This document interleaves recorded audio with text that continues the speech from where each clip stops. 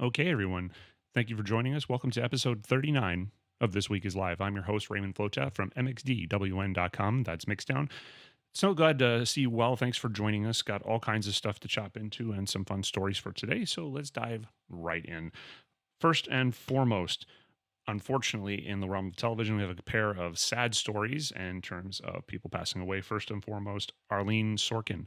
Now, a lot of you might not know Arleen Sorkin in terms of her general work and things she did over the course of her career, including being a part of soap operas such as The Days of Our Lives. But most people probably know her contribution to pop culture because she was the creator of the voice that is very famous of the character that is incredibly popular now, Harley Quinn. Now, Arleen Sorkin was cast to play this character as a part of a very popular show in the early 90s called Batman the Animated Series, which was kind of like a modern steampunkish kind of retro noir take as a cartoon on Batman, which was incredibly popular in its day. And what was originally devised as kind of a small throwaway plot as a part of a subplot for the Joker, which of course Mark Hamill from, Luke Skywalker Star Wars fame was voicing, became such a popular character, it became a mainstay of the show. And in true keeping with comic book fashion and the way things are done, that character was retconned into the comic books and has become one of the more popular comic book characters that the DC Comics stable of characters is and has, and then has been very famously portrayed in the Warner Brothers movies by Margot Robbie. And unfortunately, Arleen Sorkin, who had played the character in numerous animated specials, shows, movies, animated movies, directed to TV animated movies, has passed away at the age of 67 due to multiple sclerosis. All of our love to her and her whole family. Unfortunately, also, and for those of you that were maybe children of the 80s, this might ring a little bit more true, probably lost on some of you younger viewers and listeners here. But Robert William Barker, known mostly to the American Western world as Bob Barker, has passed away at the age of 99, according to his family, due to natural causes. Bob Barker was most famous for being the host of the famed morning game show, basically based on kind of like consumer prices and shopping, especially groceries, The Price is Right. And he had hosted that show and was very famous behind hosting that show and being like a kind of very sweet, lovable, man in terms of, being kind of an inoffensive, like really comforting kind of presence. Who was the host from 1972 through 2007, so a whopping 35 years before he finally retired and ultimately gave up his hosting duties to Drew Carey, who had been a part of a lot of different television shows all throughout the last 20 years. And ultimately, before that, had kind of started, being raised as a citizen of the Rosebud Sioux tribe, his, father being a quarter Sioux Indian, and ultimately had gone into a career in broadcasting. He had his own radio show and then started hosting a game show of a different name that most of us younger viewers, probably don't know, which was called Truth or Consequences, before eventually being hired into The Price is Right, that he's most famous for. He was 99 years old. And a little less sad news in the world of video games. Charles Martinet. Now, a lot of people don't know this name either, just like Arleen Sorkin, but chances are you are very familiar with his voice because Charles Martinet is the voice actor who created and popularized the modern voice of what we regard as Mario or Super Mario from the famed Mario Brothers and Super Mario Brothers video games that Nintendo has made. Charles Martinet, after having done this all the way back from 1994 and basically every incarnation of the game that has had a voice for Mario since then, too many to list and too many to count, but most prominently, of course, starting with Super Mario 64. For those keeping score, apparently the first time Martin ever voiced the character was a educational title called Mario Teaches Typing, but ultimately has decided he is going to retire from the role and that he is no longer going to be the voice of Mario. So that means that if you hear the voice of Mario and his signature, here we go, that ultra high pitched voice that I'm not going to attempt to emulate here on this show, unless I embarrass myself incredibly badly, that he is going to be voiced by someone else. He's apparently going to be moving on, continuing to work with Nintendo as a role of Mario ambassador. I'm not entirely clear what that means, but it sounds like he's going to be going to various places and conventions as kind of the notion of being the popular voice of the character, probably the aim of goodwill. In other news, now this is a complicated and strange thing. Most of you, hopefully, have heard of the catastrophe of what was known as the Fyre Festival, Fyre. The Fyre Festival was a so-called destination festival kind of aimed at the rise of influencers and the modern influencer generation and people who liked lavish kind of boutique festival experiences as festivals and concerts were becoming incredibly popular. And it turned out to be a complete disaster. And it's very, very well documented. And there's been numerous shows and documentaries made about it. It was basically kind of the brainchild of Billy McFarland, who was kind of like a VC involved in a couple different companies, and the rapper Ja Rule, who some of you might remember from the early, 2000s, maybe late 90s. And the festival promised all kinds of things, luxury packages. It was, basically happening on a Bahamian island called Exuma, and there was going to be, varying prices and levels of stature and luxury camping and food, and it basically all turned out to not really happen, and it was a disaster. And there's pretty famous footage of people who'd paid a lot of money and then got flown down to this island and to this resort, finding it was like, instead of luxury places to stay, crappy tents that were soaked, and then incredible food turned out to be like poorly made cheese sandwiches. And there's a piece of video footage of like a dump truck pouring all their suitcases onto the beach, and almost or all of the bands canceled before the event even happened. And then basically no real bands that were advertised to play actually ended up playing. McFarland ultimately, pled guilty in 2018 after this debacle in 2017 to 2 counts of wire fraud, and then was sentenced to prison for 6 years. Now, having gotten out of prison, having been able to get out of prison, McFarland claims that he has got new financial backers, thus that he has not declared who they are or how many of them there are to what tune, but that the Fyre Festival is going to return. Yes, this is true. Apparently, that at least as far as this much is true, that the Fyre Festival is going to come back for Fyre Festival 2. There were pre-sale tickets put on sale for $499, and ultimately they claimed a limited run of those pre-sale tickets sold out very, very quickly. Basically, what we can tell you right now about this is there is no set date for this. There is no lineup announced. There isn't even any notion of what a location is. But apparently, there's enough people out there to sell out some kind of a pre-sale for what this is. If you're one of those people that's out there that thinks this is a good idea, please write us and tell us why. And if you're just gambling on this or you're not aware of what happened last time, not to say that this won't happen and there won't be actual bands playing, but it's pretty infamous in far as modern music history made worldwide, not just national news, but worldwide news, and how it just turned out to be kind of nothing, and it didn't really happen, and a lot of people ended up being trapped in the Bahamas. So apparently there's going to be a Fyre Festival too. By way of a small update, we've talked a lot about the WGA and SAG-AFTRA strikes that are happening, basically grinding the entirety of the movie and television industries to a halt.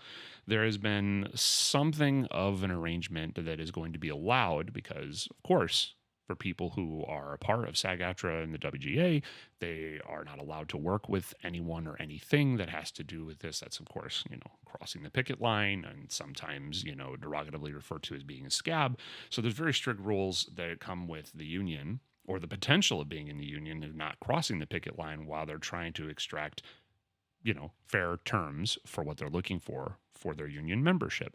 And apparently there's been some kind of an arrangement that's being worked out, starting to come into focus, that as long as the production studios behind said movie or show are not affiliated with the AMPTP, the Alliance of Motion Pictures and Television Producers. I'm going to have that memorized in a few short weeks, I'm sure.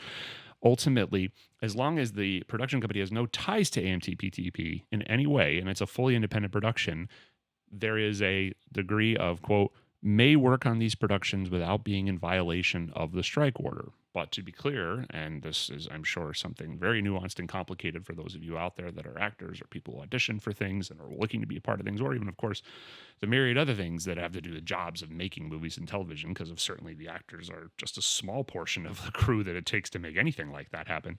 But the agreements about casting give the green light to, quote, audition and or engage in negotiations regarding casting for these productions, but may not yet travel, rehearse, or otherwise begin rendering services for the production. Interesting. So apparently can be in talks and negotiate to be in something, but can't actually do it yet. We'll bring you more as there's more news on the WGA and SAG-AFTRA strikes. And then, just because I think this is going to become a rising topic that's going to be discussed a lot in the days, weeks, months, years to come, extreme weather, climate change. Ultimately, there's been already a deep unsettling of many things in the world as it does to do with more and more extreme weather and more difficult weather. And that takes a lot of different shapes, right? Earthquakes, hurricanes, tornadoes, also just inclement heat. And ultimately, there is a couple of things that have happened just in the last few days that kind of speak to the rising tide of this. And, hopefully this is the exception and not the rule, but it's just kind of hard to not see more and more stories cropping up about things not happening because the weather's too bad and it wouldn't be safe for people to do. It's not just an errant, thunderstorm happening. So first of all, in Houston, there was supposed to be a concert on 9/3 coming up at a venue called the White Oak Lawn, and it was Danzig's tour, where he's going to be playing with Behemoth, Twin Temple, and Midnight. And apparently, the weather there is in an extreme heat wave, and they've been seeing repeatedly, not just once, 109-degree days. I've personally felt what a 109-degree day feels like. It is not fun. You do not want to be in 109-degree weather if you can avoid it. So the event was canceled.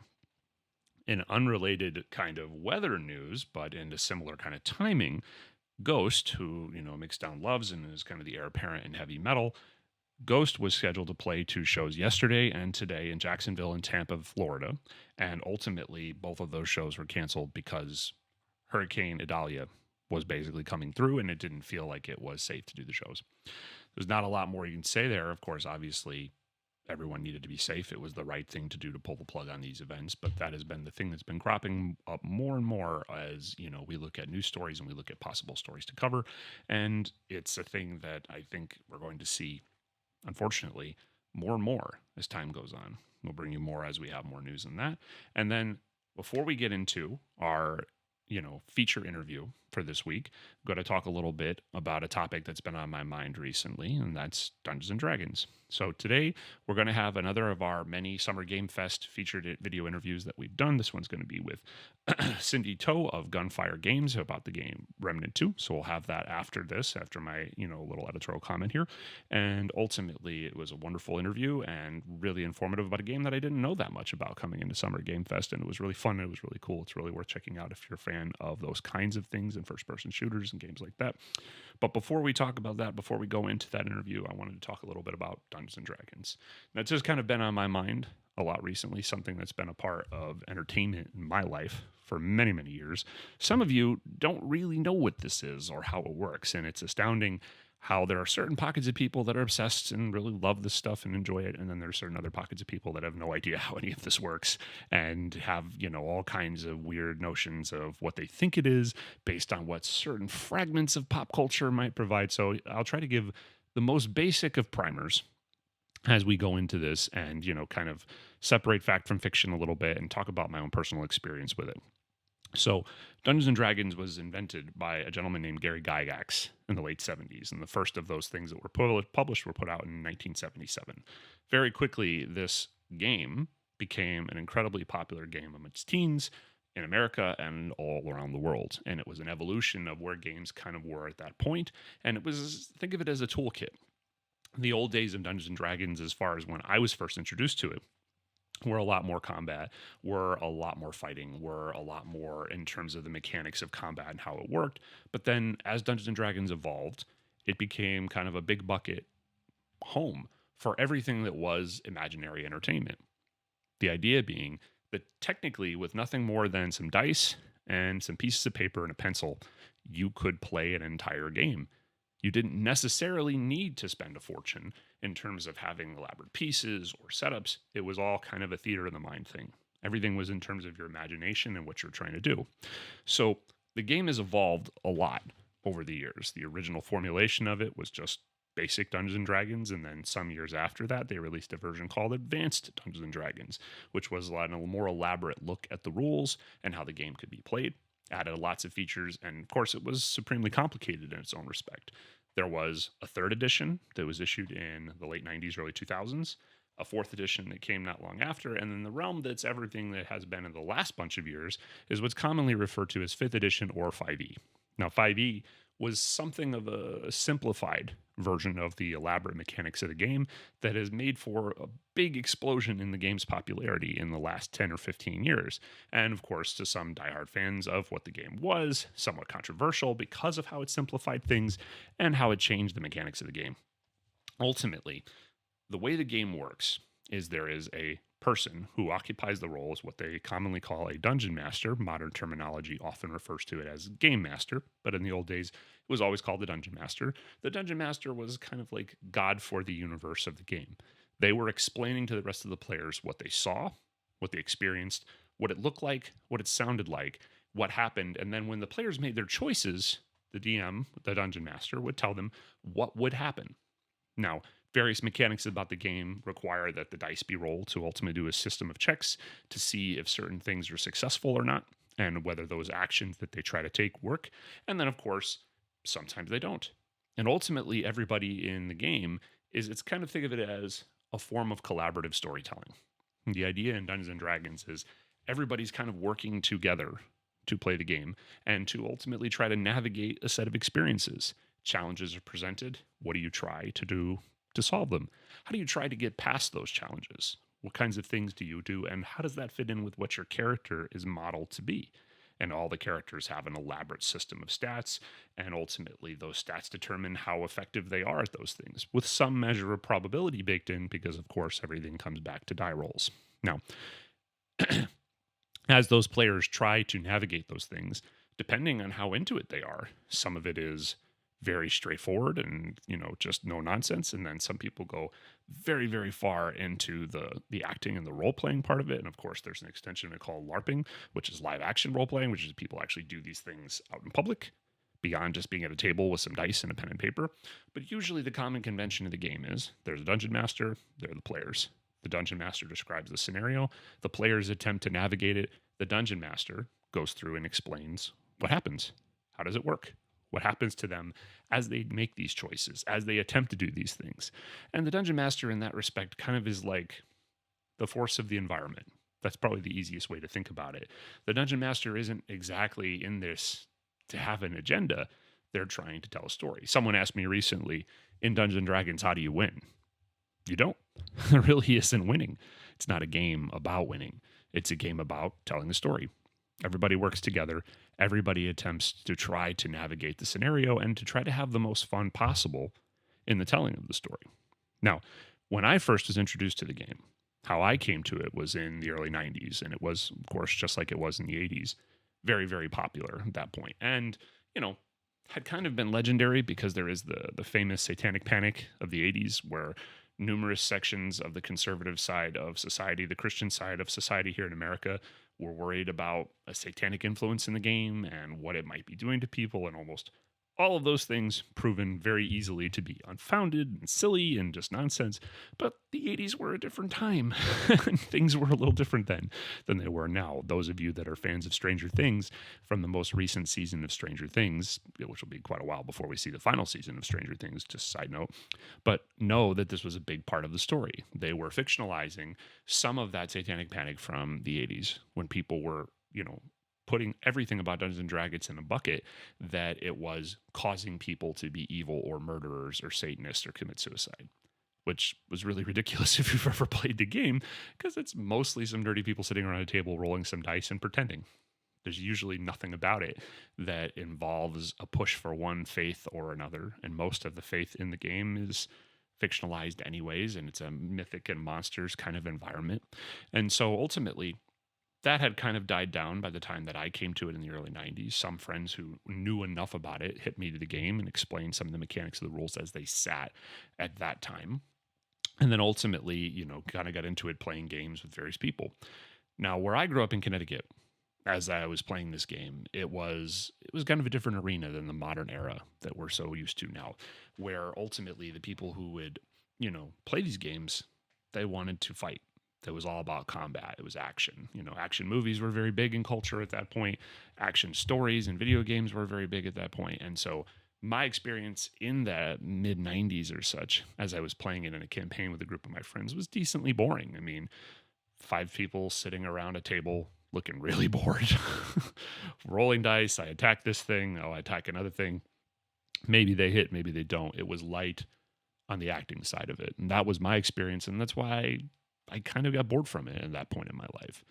Now, it had continued to grow and evolve as it had through the years. And kind of my entry point in this last decade or so, what kind of brought me back to it and what got me interested in this again was, of course, becoming aware of the 5e version of the rules and how things had evolved, basically simplifying the mechanics in terms of trying to make the game more accessible for people.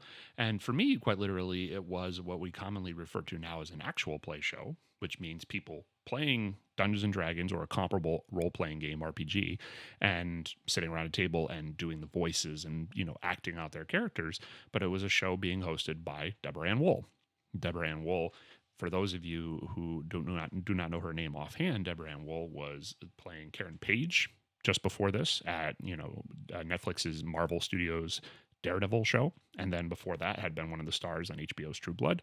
And she's a big Dungeons and Dragons fan and is really, really good at being a dungeon master and a player of Dungeons and Dragons. And she hosted a show called Relics and Rarities that was on for a while and had special guests in the different episodes, and never really quite came back. There's never really been much of an explanation about that. I did an interview with Deborah Ann Wool, Comic-Con, a few years back, and it was a fantastic interview. She's incredibly smart and very, very thoughtful, understands so many things so very, very well. Very, very insightful person. And, ultimately this was kind of the gateway drug for me in terms of this arena and this world. Now, in the modern sense, now there's a whole arena of actual play shows that have become immensely popular, not the least of which being Critical Role. You've heard us mention Critical Role on this in terms of our television coverage before, which is where a group of friends that were voice actors basically were doing a show that was an actual play of Dungeons and Dragons, and then had been doing it to the point that they have become incredibly famous behind it. And the stories that they created, improvising all along the way, have now been adapted for shows on Amazon, specifically The Legend of Vox Machina, which adapts the first season, which was very, very long, took several years, of their show, Critical Role, of the same name. There's also different networks that are doing these kinds of shows, Dimension 20 being one of the big ones, and there is a veritable cornucopia of people out there who are sitting around tables, acting out characters, doing voices, rolling dice, and playing these games. It's a really wonderful thing if you're looking for something easy and accessible. Of course, diehard fans of this might spend a lot of time and money painting, creating models, maps, things to actualize the memory, and the brain of it. But really, at the end of the day, you don't need all that, because you could take any random piece of paper and you could draw maps if you needed to. Most of the mechanics of the game are all theater of the mind anyways, in terms of what's going on, in terms of how it's being portrayed. So really all that you need is an understanding of the rules of it. How do you create characters? How do those characters work? And then ultimately have somebody willing to be the dungeon master in your game. It's a good thing that if you can do in a more kid-friendly way for kids to be able to learn to play in terms of fostering imagination and fun, but it's also a thing that, grown adults can enjoy and have a lot of fun with without anything that, requires a massive financial commitment. The only problem is Dungeons & Dragons games take time. And usually campaigns, as they're called, where people play in a long, story with a series of other characters, it's hard in an average everyday adult life to have time for such a thing, because an average session might take 3 or 4 hours, and then to try to do that every week, it certainly affords itself well to kids in elementary school that have tons of free time and don't really have anything going on the weekend. It's hard if you're an adult and you work a full-time job or you have children to make time for a D&D campaign. It is incredibly difficult to have those kinds of hours to commit. But at the end of the day, it's a kind of thing, if you, pick your lockup with it in terms of how you connect with it and you sink your teeth into it and you kind of consider your time commitment appropriately and make sure you're doing things that you do have time for, it's a lot of fun. It's really, really cool. Now, may not be for everyone, because not everybody's interested in acting or pretending in that way in a collaborative sense. But if you have even a passing interest in that, or if you just like nerdy games, you're interested in how complex games can work and the different kinds of mechanics of what's there, it's really, really worth checking out. If you've never done this before, if you have, you're well aware of everything I'm saying and you're like, well, duh. There's a website called D&D Beyond that is really great for being kind of a resource for information and creating characters, which of course can be a bit laborious if you don't understand how it works. But it's a really great resource for that if you're looking to put something together really quickly and then populate a character with inventory, equipment, spells, and all that stuff that is common in Dungeons and Dragons arena. But in the general sense, if you're looking to start and you haven't done this before, there's just 3 books you need. And of course, at the end of the day, Dungeons and Dragons, their product is usually books. That's the product that is most of what they do. They make modules for the game. They make the rules and toolkits, monsters information, different background information, treasure, all that stuff. That is the bread and butter of what Dungeons and Dragons has ever been as a company. Originally TSR, and then ultimately bought out by Wizards of the Coast, the company behind Magic the Gathering, and then also that, of course, in turn bought out by Hasbro. And ultimately, the 3 books that you need in order to be able to learn the mechanics of this game and how it works are the books that are commonly referred to as the Dungeon Master's Guide, the Player's Handbook, and the Monster's Manual. Now, there have been many different versions throughout many different years. You want to make sure what version of the game you're playing, specifically probably 5e if you haven't played it before, the 5th edition rules. But the Dungeon Master's Guide is a long form in terms of how to plan and understand how to manage being a DM. So if you're not looking to be a DM, you don't really need to have that one. But if you are looking to be the person who runs a game, you need that. The Player's Handbook ultimately is the guiding rules of how characters work, how combat works, how playing in the different arenas and all the different things connect, and of course a detailed accounting of spells for the certain classes within the game that have spells and spellcasting. And then lastly, the Monster's Manual, which is just a compendium of different possible monsters that a DM could choose in terms of things that the characters might encounter and the different rules. And I mean, look, and all of this is just optional. If you don't like any of these things or the way they work, it's a toolkit. You could just change it. You think a dragon is too difficult to fight? Then you just make it so that it's really easy to fight. You think that you need, a flying, tree that has a mouth? Done. There it is. You think that all dogs should talk, and dogs are sentient beings that have a voice and communicate? Sure. Cool. That's really one of the great things about what this game is these are rules and confines in terms of how the game works, right? They're meant to be an architecture that you can use so that there's like a play balance, right? A lot of people and a lot of time has been put into it. But really at the end of the day, if there's anything about it that doesn't work for you, the players or the DM in terms of constructing the game, you can define your own rules in your own house game to go whatever way works for you. There are certainly, because like all nerdy things, there are purists out there that want to keep things to, the way that they're defined and do that. But ultimately, at the end of the day, everything is usually solved by a healthy dose of discussion. Talk with the people that you're playing with, your friends, have an understanding about how things can work, and then it can be a blast. So if you haven't done it, and if you're a passing interest, I couldn't recommend it more. It's a very wonderful thing. Certainly very different from some of the depictions that we've seen in popular culture. Not the more recent Chris Pine starring Dungeons and Dragons movie, which was pretty good and funny, but then also the god-awful late 90s Marlon Wayans starring Dungeons and Dragons movie from like 1999, 2000, which was just one of the worst movies I've ever seen. Definitely a little bit different than some of those things you've seen because so much of it has to do with the mechanics of traversing the world and trying to successfully do things or not and how it works. But it's a blast. Can't possibly recommend it enough. And it's a really cool thing that is totally based on imagination. So now, before we head into our featured interview for the week, which is, as I mentioned before, with Cindy Toe of Gunfire Games about Remnant 2, just wanted to sign off here and give the typical sign off that I usually do and just basically say we're back. Last week we had a little bit of a thing happen. I had to go do some family stuff, had to go away for a little bit, but now we're back. Should be back every week at the same time, usually about every week, about 5:30 p.m. Pacific time, 6 p.m. Pacific time.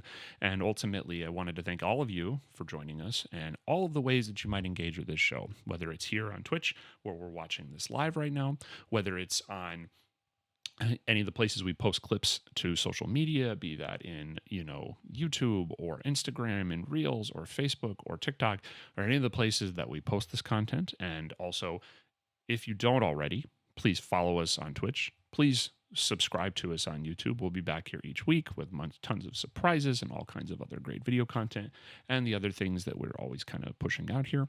And then we're going to basically end off here. So stick around for the featured interview. As I mentioned, this was a part of our Summer Game Fest coverage where we were running around interviewing people everywhere we could. And this was for a game called Remnant 2. Cindy Toe from Gunfire Games spoke to us about the game after we had a chance to play it. And Cindy has one of the cooler jobs in the realm of video games that someone could have, which is Cindy is what's called a level designer.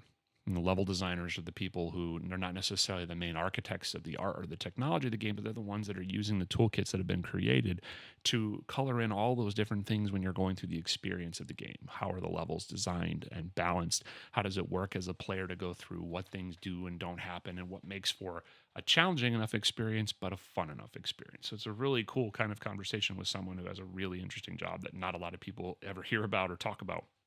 So thank you again so much for joining us. Please stick around for the featured interview. We'll be back next week at our regular time. So glad to see you well. Okay, day 2, Summer Game Fest. Raymond Flotat from MXDWN.com here, and I am here with Cindy. Hi. Hello. Yeah. And we are here talking about, I can't see it right now, it's on your shirt, but Remnant 2, right? Woo. Here you go, Remnant 2, excellent. Yes. So we just had some time to mess around with the game, kill things, kill deer.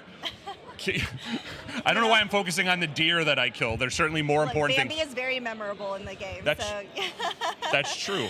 And so we were talking a bit about how this has gone from the story of the first game and effectively the humanity's attempt to survive against, how you called it, the root, yes?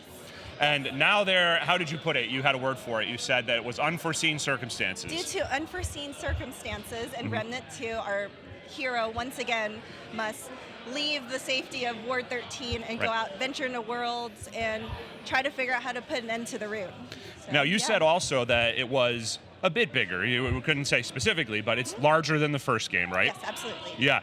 And then in terms of how it's changed, for fans of the first game, how has everything evolved between Remnant 1 and Remnant 2? What's the most significant upgrade from one to the other? Oh my goodness. So one aspect of a 2.0 version of the game that fans love from the first Remnant from the Ashes is people love the player, like how tight the combat feels, how things shot, dodging, iframes, the works, right? So we asked ourselves, just from the player package standpoint, let's not muddle up the formula, let's ask ourselves what makes this better. So did some small tightening of things. We've introduced more traversal. So before in the first game, now you can start this game and basically you can jump, you can climb ladders. You couldn't do that in the first game, right? So that was like very Doom 1 kind of level. You couldn't jump or climb. Yeah. But now we've allowed ourselves to introduce that to the player and what that translates to. So I am a principal level designer on the game, so I work on levels and quests.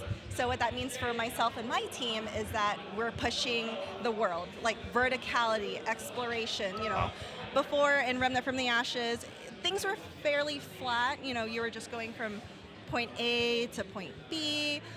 You're run into different things along the way, but now that we can jump and climb ladders, that allows my team to build higher, bigger, better.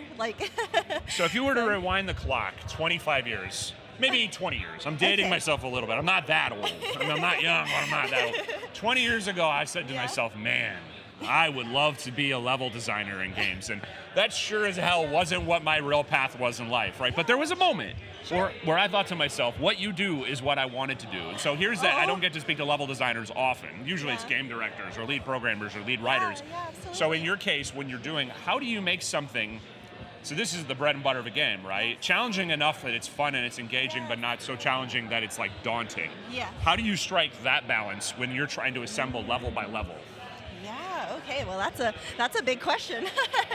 We operate in big questions at Mixdown. Yes.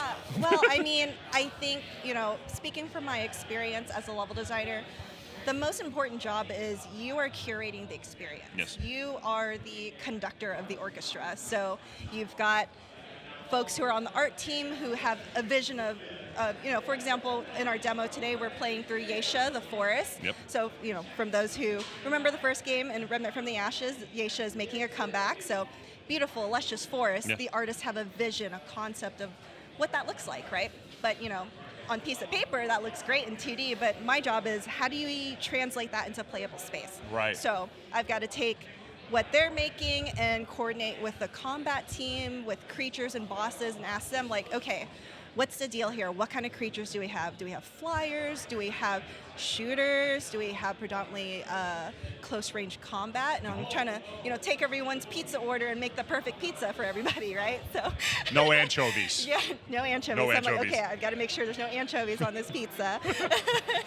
But as I was mentioning before, it's like you're conducting the orchestra, so everyone's got a part, and your job is to bring it all home, bring it all together, and take that from experience and translation and knowing the player's capabilities, what this team wants, what this team wants, and what this team wants, and make and iterate. And that's the important thing, is iteration. How do you find the barrier for the end user where it's not too hard for the end user? Like, how do you know, okay, that goes too far, we got to dial it back? Sure, yeah. And that can be taken in a number of aspects. So speaking purely from level design, it's a lot of iterations. So say, hey, I've got a creature who's very close combat, and that's what the combat team told me. And I'm like, okay, well, this is a shooter game, so the thing about a melee... It can still hear you good, you're good. Okay, yeah. So the thing about, melee creatures is they want to get in your face, get up close, but predominantly you're going to want to be at range and shoot stuff. Yep. But if I give you a small room, suddenly things feel a little cramped and claustrophobic and intimidating, right? So suddenly you versus melee character in a small room is very daunting compared to you and melee in a larger room. So, and then we tune from there. So that's just a very, very simple example, but just to give players a breadth of idea of like what we iterate on. Like, hey, that was too hard. I'll make the room a little bigger. Is that too easy? Let's shrink the room here. Let's put a pillar here. All of a sudden, you can line of sight behind someone who's shooting projectiles at you, or vice versa. Right. So we definitely do a lot of gray boxing and iteration just to tune and feel what feels good for everyone. So, and that's speaking from like a combative and level design perspective. Now, you're part of a group of level designers, I'm sure. It's not just you designing every level. Oh, no. my team and I, they've been kicking butt and doing awesome, so I'm very proud of the work we've done. Yeah. So how many, I'm not trying to reveal anything you're not ready to reveal about the game, Sure. but in terms of like how many levels did you personally have to like model out yourself? Let's just say a lot of the worlds you visit, I may have had in hand in some form or fashion, from worlds to boss arenas and the things that you might encounter. Okay, so fair I'm enough. a little bit everywhere. A little bit everywhere. Diplomatic enough answer. I respect that. Now, because I'm not super familiar with the game beyond our experience here, and obviously our compatriot Zach, our games editor, who was in there, and he was basically, fighting without me as I died. Carrying you a little bit. Yeah, so he was okay. carrying the team because I failed miserably, and he was infected. And then, of course, in a world full of things that infect things, a la The Last of Us, infections get worse, right? What happens in terms of like how quickly does that come back to bite you, and how hard is it to remedy that in that state? Because I saw him infected running around and what he was doing there. Sure. How hard is that to remedy within this game? Sure. Okay, just to kind of summarize the question a little bit and kind of rephrase it a little bit. Okay, good. No, you're totally fine. And just to give clarity of what's going on the screen. So you guys were fighting. Yeah. Your friend was fighting and then started getting a status build up. So there was a blight bar that was occurring. Yes. And once that blight bar fills, they receive the blight in full force. So in this case, that was root rot. And then root rot built up and was infected. So for those who are, listening in right now and played Remnant from the Ashes, folks might remember what root rot is. I figured, yeah. I figured that's common, yeah. Root rot, yes, has not left because obviously that's the heart of the root blight. Yep. So that's definitely what happened to your friend there, and started coughing. It interrupts the player. Like you try to aim, but then your player got a cough, right? Yeah. That's pretty frustrating, but that's the memory of root rot. That being said, if you have a blight, a status effect or a blight and any kind of debuff, most debuffs and blights can be cured by interacting with the waypoint or with the dragon crystal in the the campfire. So that's pretty much from the first game as well. Like that has not changed in Remnant 2. So then that was why I wanted to go there, because I assumed as much, right? Not really being too familiar with the first one, but now in terms of how things have evolved, has that part of the mechanic gotten worse, more deadly? Is there more different evolutions of it, or is it more or less the same from the first to the second? It's more or less the same. Okay. Like some of the things that you would encounter, like bleeds and things like that, all of that still translates in the second game. Yep. So there may or may not be a couple of new blights, but I guess you'll have to figure it out for yourself when the game comes out. See, I knew that I was scratching at something there, but it's okay, I understand. And now to end off here as we wrap up in our time. Sure. So for people that are basically, either not familiar with it, and they're, maybe familiar with co-op games or first-person shooters, Yes. or for fans of, you probably could answer this question two different ways, right? Sure. Like, you could probably go two different ways. But for people who are familiar with it too, with this game, what is the thing you think is the strongest attribute? What is it that is the best reason to come in now or to keep going if you were doing this before? So just so I understand and clarify the question, you're asking what's the biggest takeaway or more like biggest... what's the biggest draw-in factor? Okay. What is it that is what is the reason people should jump into this if they haven't already? Yeah. So I think one of the biggest allures of Remnant 2 is the replayability factor, and no two journeys are gonna hardly ever be the same. So you pick up the game, you start playing, after you do the introduction, due to unforeseen circumstances, you are tossed in a world of luscious, beautiful forest. Yes. But then your friend plays and boots up and says, there's no forest here. There's not a single tree in sight. I have no idea what you're talking about, right? That alone starts conversations and memories of, hey, what do you mean that happened? Did you get this boss? No, I didn't get that boss. I got someone different. Do you want to join my game because you haven't seen this boss before? And then the conversation starts. You make memories. You want to hop in each other's game. You can do everything solo because even if you re-roll your campaign, your first campaign will not be the same as your second campaign. Wow, that's really cool. Excellent. Yeah. Well, thank you so much for your time. I hope you enjoy what remains of Summer Game Fest. Absolutely. Thank you. Thank you. Yeah.